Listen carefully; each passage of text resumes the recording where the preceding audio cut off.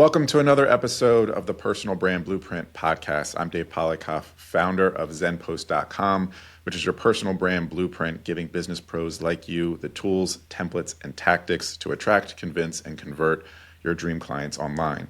Again, check out ZenPost.com to learn more about how you can launch, grow, and monetize your personal brand today.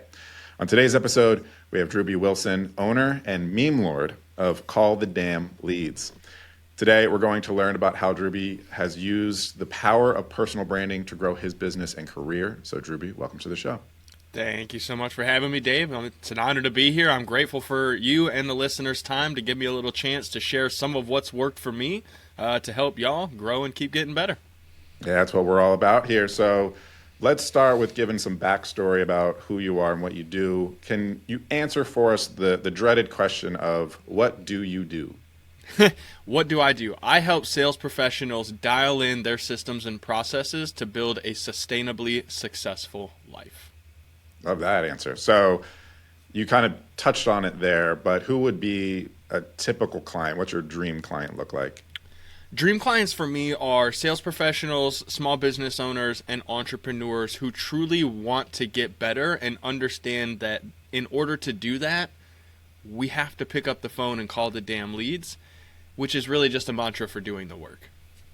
Yeah, that's the tough part. I mean, we all have, this is the personal brand podcast. We all have personal brands, and we love kind of the front end of it, of marketing ourselves. But then when it actually comes time to picking up the phone and doing the sales side of things, not a lot of people are willing to do the work there. So what would it look like then if that ideal client was interested in your services? Then what does it look like in terms of your sales process? We're talking about sales. How would someone get in contact with you, and what's kind of that onboarding process you have? So it really all starts with the marketing side of things, because you're right. Your personal brand is designed to get you in the right room with the right people at the right time so you can have the right conversation. Now, sales is a long drawn out process. You have outbound sales, you have inbound sales, you have referrals. There's all different types of it. But what we're looking at here with personal branding is attraction marketing. How can I put my brand out there and get someone to raise their hand or reach out to me directly and say, hey, I'd like to know more about your product or service? That's the goal. And so for me, where it goes from there is, hey, they've raised their hand, they've reached out, they filled out their lead form, whatever that looks like. I like to take them through a process aptly named CALLS.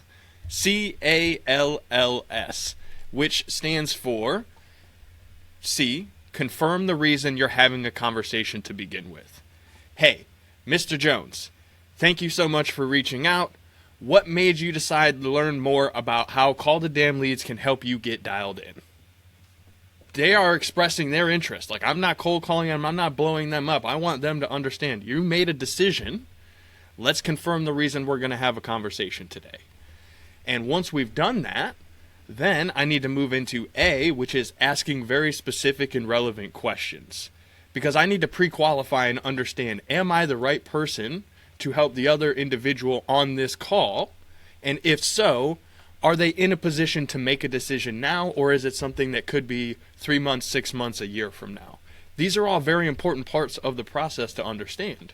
Now, if you're asking the right questions, you can move into the next part of the process, L, which is listening to what they have to say. And Dave, unfortunately, a lot of people forget that part. They just want to talk through their process. They want to just tell everything they need to say. But the listening is really important, because if you're asking the right questions, they'll tell you all of the things you need to hear, and you just got to listen to what they're saying. And if you've heard everything, you can move into that stage of laying out the plan for success, which is the second L in CALLS. All right, Dave, sounds like based on what you've told me, if we are going to create an amazing personal brand for you, we're going to need to do this, this, and this. And if we do these things, you're going to reach this result, which is your end goal. Is that fair to say? Yeah, absolutely, Drewbie. Awesome. So next step, secure the bag. Sign on the dotted line. Because I've met a lot of professionals that are really great at marketing themselves and branding and getting out there, but they have a really hard time asking for the sale. And that's the only thing that matters at the end of the day, because if you're not getting paid, it's going to be hard to keep your personal brand going. you might not be able to get to that level that you deserve to be on. And securing the bag is that final step, and probably the most important. All of them are important, but that's my process from there. Yeah, sure. I know I've been on plenty of calls where I feel like I had it in the bag, but then you got to still land that plane. And you got to get that credit card swiped, and yeah, just asking for the sale at the end of it, and giving a little bit of pressure to get the credit card swipe is something I think we all struggle with.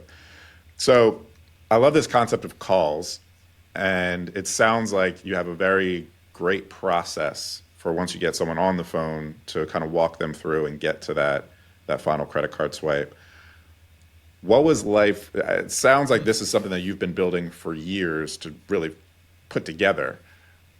What was life like prior to having this system in place? And then what was kind of the catalyst for you? What was the journey you went on to be able to put something like this together to realize, okay, this is how a sales call is most effective?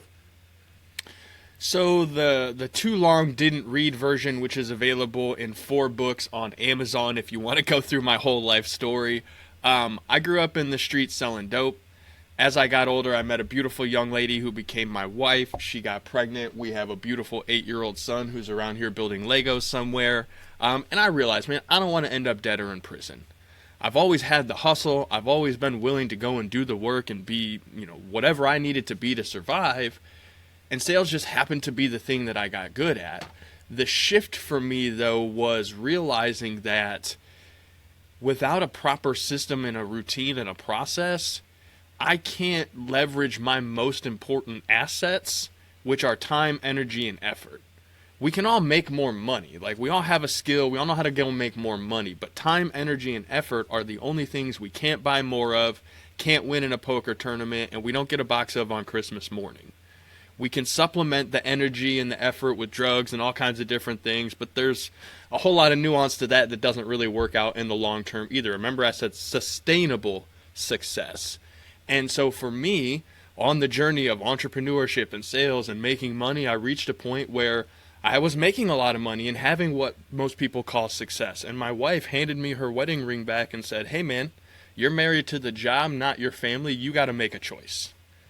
Do you want fame and success and money, or do you want my beautiful body and that beautiful little man downstairs? Because if that's not what you want, we're headed back to Ohio. We're out of here." I was like, well, shit. Like, if I don't figure out a better process and routine, my legacy, my why, all the things that I'm saying I'm doing all this for, and I'm on these shows and I'm having these conversations, it's not even going to be there. So what is that actually going to look like? And that's where a lot of these systems and processes really started getting fine-tuned and dialed into where they are now, because, man, I have an awesome life. And the only way to make it sustainable is to have a system that I can fall back on and know, hey, it's going to work this way every time, and it's built that way for a reason. Yeah, it sounds like, innovation is built out of necessity, if you will. And it sounds like that Absolutely. was pretty much a necessity there. So I know sales, there's methods for when you're on the call, but what are some other more tactical tools, I guess, that you're using to help maybe organize, CRMs, things you're using maybe on the call to help you become most successful when you're on the call trying to close? When I'm on the call trying to close, honestly, it's just being 100% focused on the person I'm having a conversation with. Maybe having a pen and a pad that I can make little notes and reminders for myself on, like, key. I grew up in an age where I was one of the first kids that had, like, the AOL CDs, and probably the first kid in my neighborhood to have cable internet. And so I grew up in the keyword search era. Everything in my mind operates off of keywords. And so when I'm having a conversation with someone during that sales process, I'm listening for keywords. What are those things that they're saying that trigger me to know where they're at, what they're thinking, and how their brain makes decisions? Because it's the same thing with marketing and branding. We're trying to get someone's attention by sharing something of relevance that we know is going to get their attention. And if we can keep it long enough, we can move them down the funnel to the step that we want them to take. Typically, that's signing up for our product or service. Sales is the same way, and it all starts with understanding, like, hey, during this call, What are the reasons that they're making decisions? Why are they here? What is their ultimate goal? And those keywords will tell me specifically, if I can give them X, Y, and Z, they're going to be in a position to make a decision. And I've studied psychology and a lot of things, but ultimately I think the most important tool that you have are these two ears right here, and being able to pay attention to what people are saying, because when they're giving you all those answers, they're giving you the recipe to make what they need for success. So I know there's, videos you can watch and books you can read, and you've written a lot of them as well. Absolutely. Who are some of the influential people in your life that has helped you become such a success in sales? What are some of maybe the authors or YouTube channels that you're keeping an eye on that's really guided your path? So I really came up listening originally when I got into personal development and sales and trying to work on my craft, essentially. The first people I started listening to were Jim Rohn, Ed Milet. I would listen to like the Wolf of Wall Street speech and the Boiler Room speech, and I'd hear all these like movie cliche quotes, and I'd sit there and I'd study them. And then when I really started leaning in on selling as a personal brand and understanding that people wanted to do business with people that they know, like, and trust. We might buy from a brand or buy from a certain company that we like, but it all comes back to there was someone along the way who influenced us to say, this is who you want to work with. This is the brand that we wear. People love Jordans because they wear Nikes because they wear Michael Jordans their whole life. But like, to be honest, if he went to a different shoe brand, people would go and buy that other shoe brand because they love Michael Jordan. It's not necessarily the Nike that they love. And this is what I think people miss out on, and where you can really lean in on the fact that being who you are, and when I started being more authentic, it helped me to close more deals. So that was The Introvert's Edge, The Alchemist by Paulo Coelho. That is like a fictional story, but it's all about the hero's journey and understanding what you have to go through to reach that next level in your journey of life. How to Win Friends and Influence People.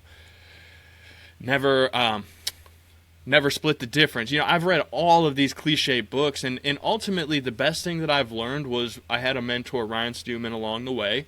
He taught me sales is two things. You need empathy and you need confidence. Can you be empathetic enough to listen to what these people are having to say and be where they are and relate to them? And can you have confidence that your product or your service is going to deliver the result that they're looking for?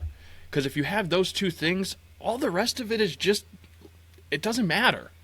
Do I know where you are? Do you feel confident in me to get you where you're trying to go? If that's the case, then we need to move forward. That's the next step. Now, you mentioned you utilize your personal brand to support the sales side of things.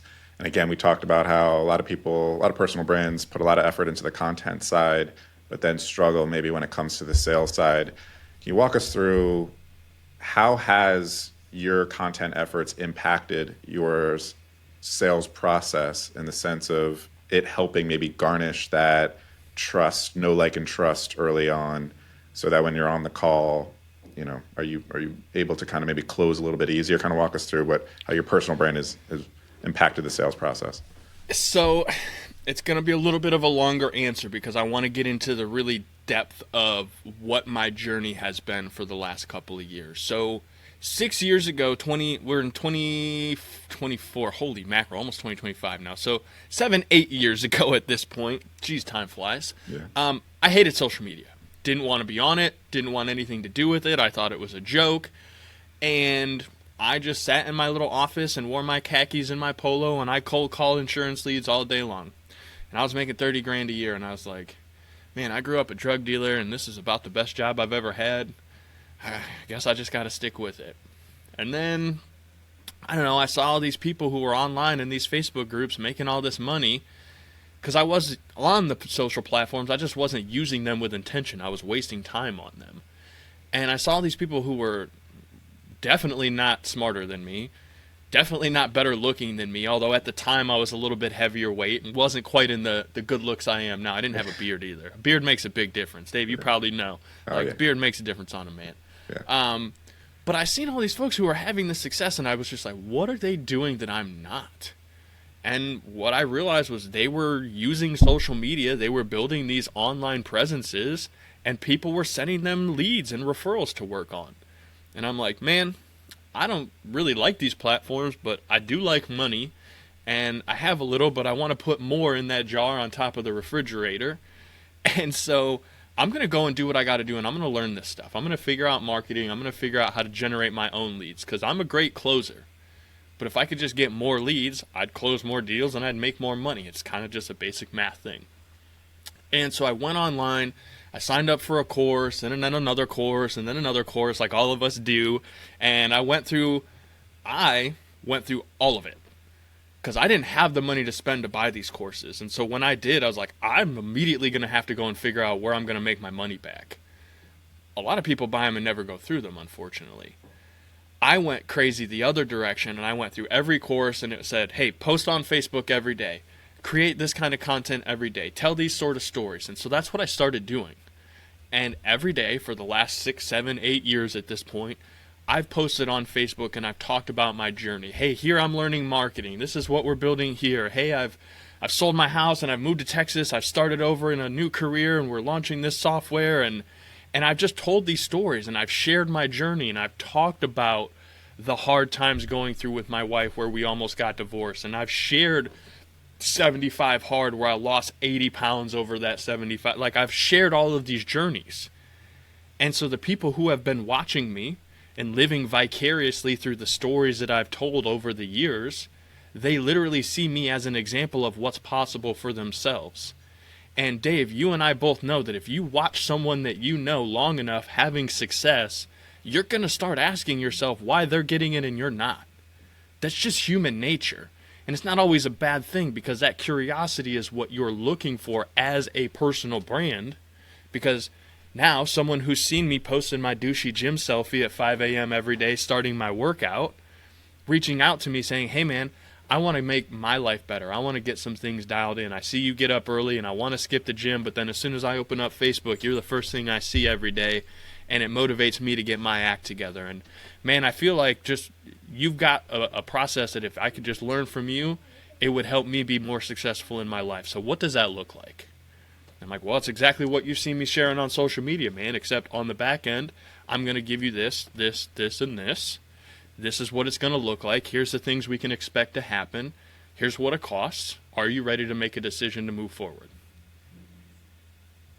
So you're representing the dream outcome of your clients through your own content and saying, I've done it for myself, and presumably maybe sharing some other stories about how you've helped it for other people as well.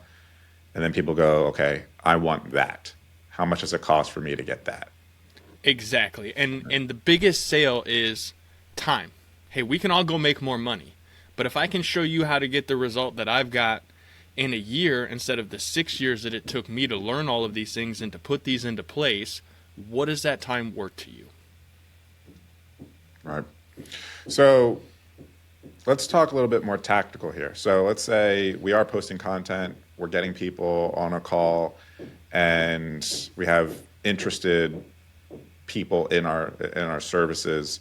What's maybe some of the common mistakes that make you just bang your head on the wall that people are making when they do finally get someone on a call? Not asking for the sale, I definitely think is like number one. Unfortunately, I see a lot of people that are really great about like building relationship and getting people excited, but you have to get past that friend zone, and you have to be going to client mode. And I've seen more entrepreneurs and business owners get friend zoned than I care to talk about, unfortunately. Myself included. Don't get me wrong, I ain't perfect. I have a 37% average close rate over a 6-month span. So, like, clearly I ain't closing every deal, y'all.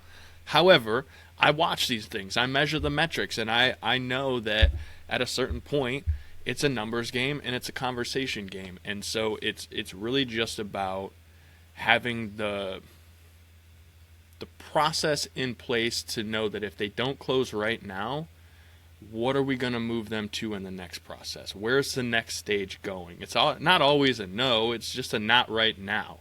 Because again, I said 37% over 6 months. That means if they signed up as a lead today, they just raised their hand, it might take time to nurture them. And the biggest mistake people make is not being willing to follow up.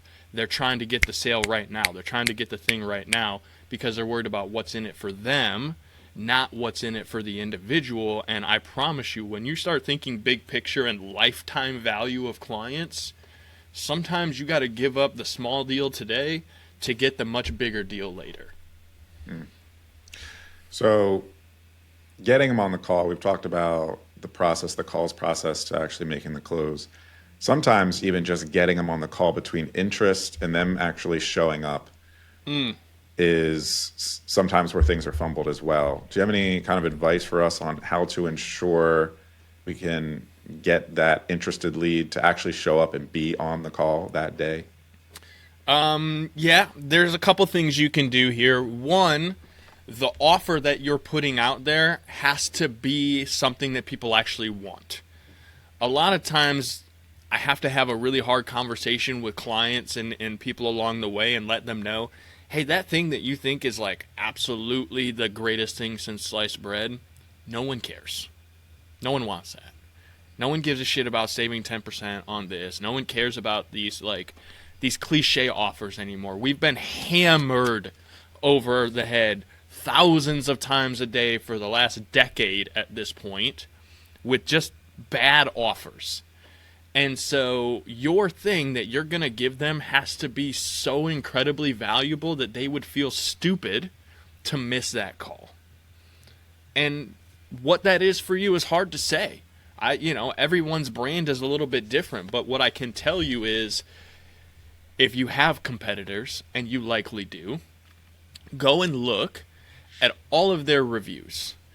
Because all of the bad things that people are saying about your competitors are the things that you should be focused on being the expert in solving or fixing for them. Because that's the gap. And if you fill the gap for the masses, this is where people will constantly want to come to you and seek out your advice and get you as their back pocket expert. And with that, remind people, because they're probably busy.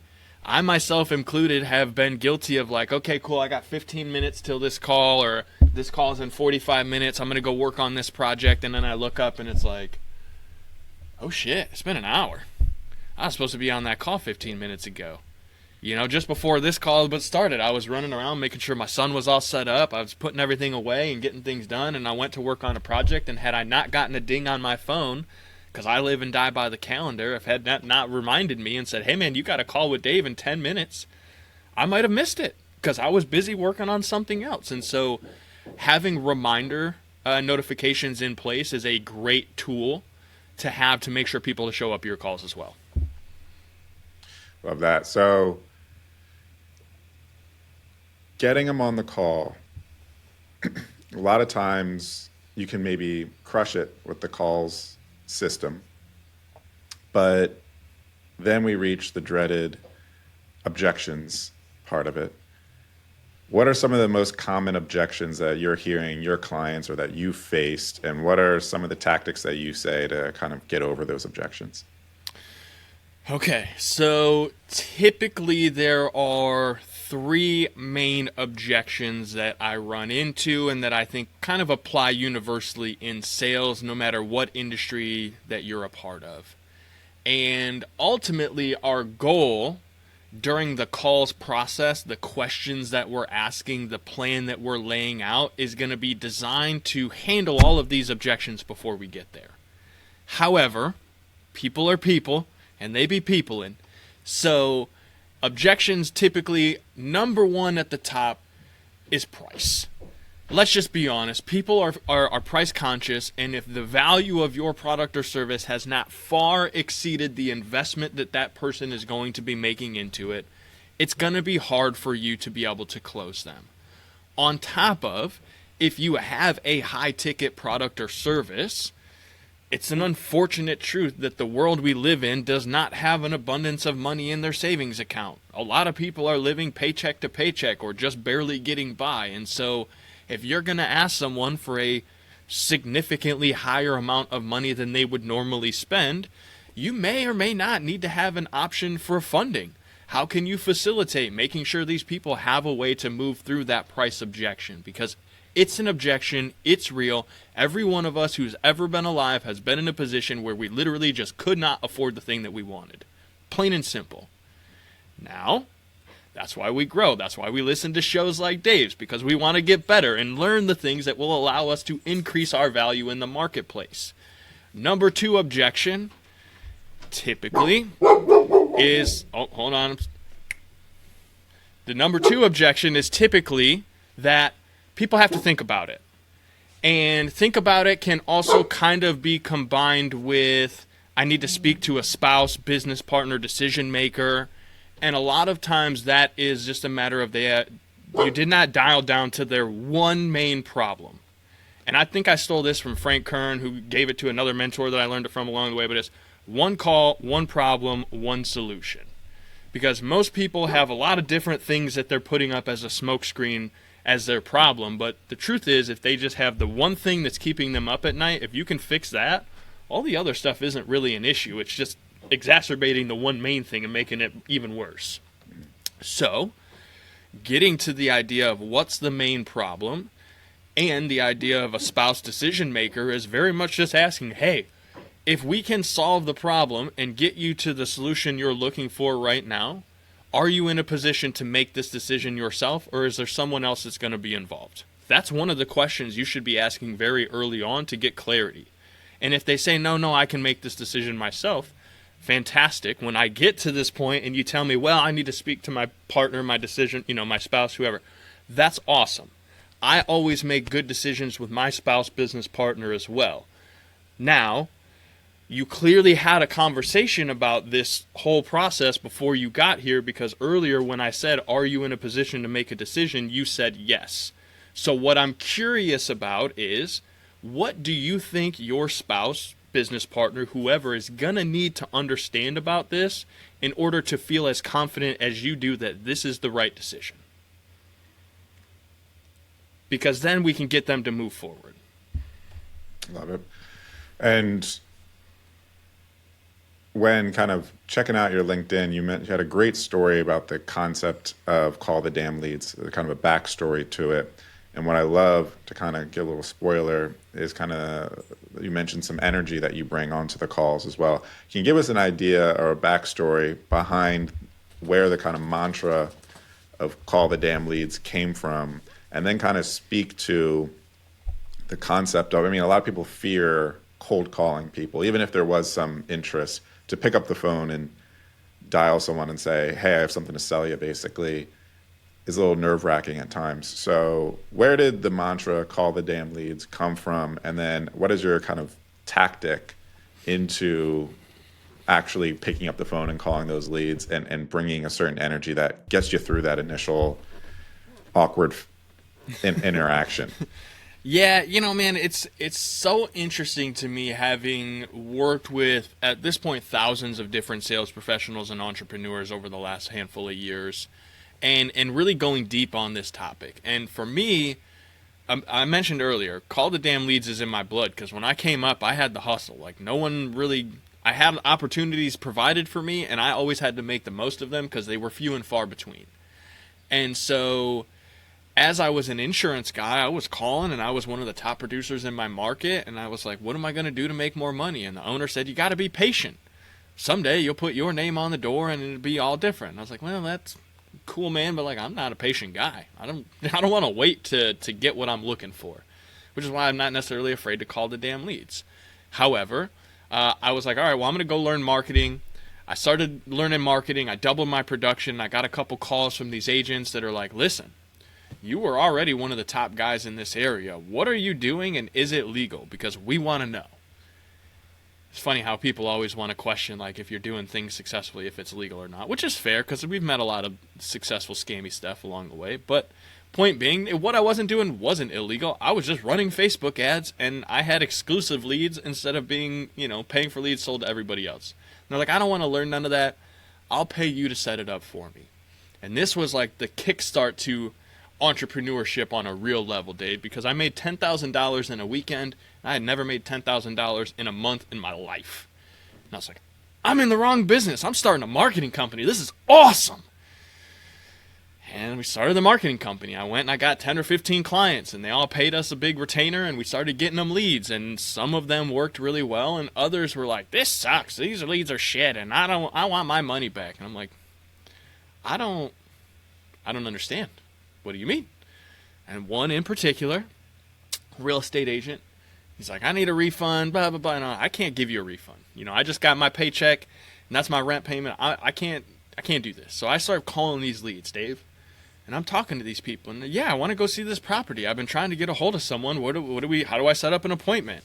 And I think I set 6 appointments. I talked to one guy who's like, hey man, I went by the property. I found it online. I drove by. I looked at it. I'm interested. I want to send you a signed contract. Where do I send it? Send it to my email. Here, blah, blah, blah, blah. Sends it over. I call the agent back. I'm like, dude, what are you doing? Because I just talked to half a dozen people, and I got this contract for someone who wants to buy the property. I'm going to send you this. I'm also sending you a refund. You need to call the damn leads, but don't ever call me again, bro, because this is ridiculous. And I turned to my buddies who were all marketers at the time, and I was like, I'm going to put that on a t-shirt someday, and I swear to God I'm going to sell it to everybody in the business, because they're all going to agree that these people are idiots, and if they just call the damn leads, they'd make more money. And they all laughed, and they're like, yeah, maybe someday. And I went to my attorney at the time, and I was like, go trademark this phrase, because, I don't know, God's got this, shine down moment on me saying that this is going to happen someday. And that was probably 4 years ago at this point, Dave. And man, Call the Damn Leads has turned into this freaking powerhouse. And we've helped thousands of clients since we launched at the end of 2023 officially.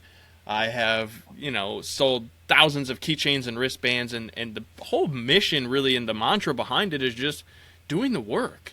That's all it takes to be successful, whether it's in your personal life, your professional life, your spiritual life, your relationship.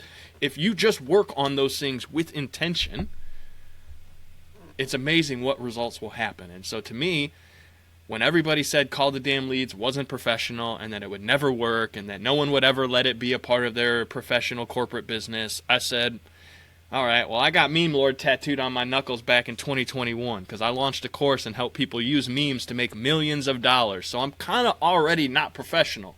I'm going to just lean in on this brand because that's me and that's who I am and this is what I do and how I help people. And if they don't like it, they're probably not for me. But you know what's happened, Dave? Since we leaned all in and we just tell people to call the damn leads all day long and it's kind of unprofessional and we send them memes and get them all riled up, people make more money. And they've changed their damn life. And that's all it is. It's just doing the work. I think that's the mic drop moment right there that we should end on because that was a great tee up for everything we talked about today. So that's all for today's episode of Personal Brand Blueprint. A big thank you to Drewbie for being on today's show and walking us through how he grew his personal brand and business. To continue learning about how to launch, grow, and monetize your personal brand, make sure to subscribe to the Personal Brand Blueprint podcast. Follow me, Dave Polykoff, on LinkedIn, and check out zenpost.com for details about how to work with me directly. Links to all three and how to get in touch with Drewbie will be in the show notes. Thank you, and see you on the next episode of the Personal Brand Blueprint.